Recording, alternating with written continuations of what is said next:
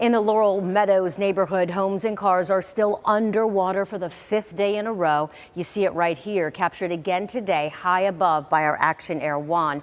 ABC Action News reporter Jada Williams joins us live from that Sarasota neighborhood tonight. And Jada, I know those neighbors say they cannot believe the water is still there.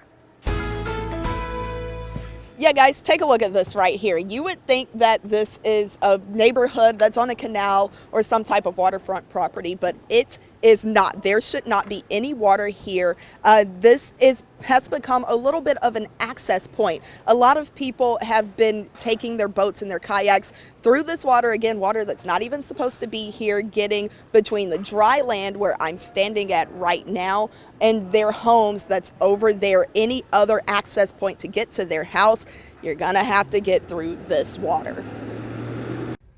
Days after Tropical Storm Debby. Is this what your house normally looks like?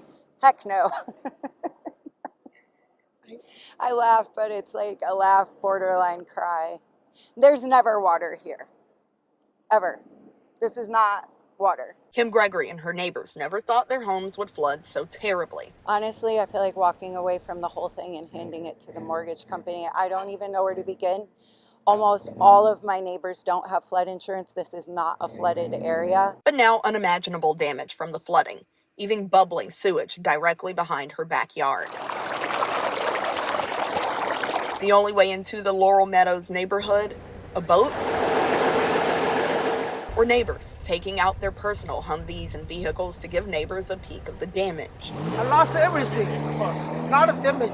You put your life into your home. My husband and I did. Every room, you spend months just picking out the right things, and you take years accumulating stuff. And it's gone. Just gone. So, and nobody's owning up.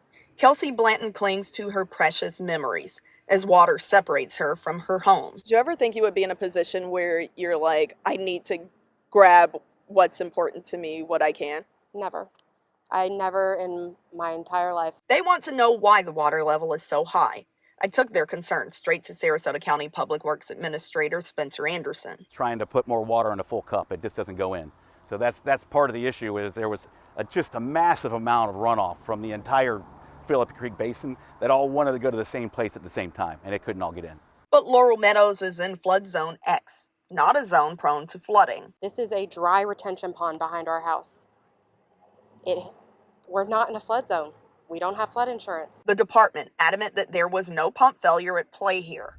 We saw public utility staff out working Thursday, but neighbors believe construction and county maintenance are to blame. Why don't we talk about artistry that's being built over there and this pipe system they put out here recently that maybe they messed up, or I'm not really sure. I don't know, because they're not going to tell us the truth. We asked Anderson about that too. Not an obvious contributing factor. It's a lot of rain. We design in Sarasota County, we have a very stringent design regulation for stormwater.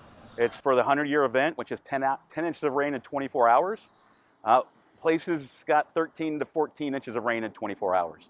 So it greatly exceeds our very high standard, and that's the major reason why we're seeing all the flooding in this area. He adds that while not a flood zone, the neighborhood is a FEMA designated special flood hazard. So everything else is high right on this ridge that we're kind of standing on, and it's lower back that way.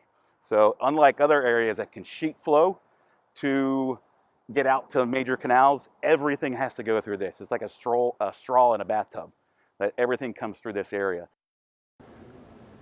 So I asked Kim if she knew about that FEMA special flood designated area. She said she knew about the flood zone, again that's flood zone X, but she knew nothing about the FEMA designated area. She says even if that is a designation, she feels like it shouldn't have flooded the way that it has. Now, we will continue to come out here and get answers for you as we watch this water slowly recede here in Sarasota County. Reporting live, Jada Williams, ABC Action News.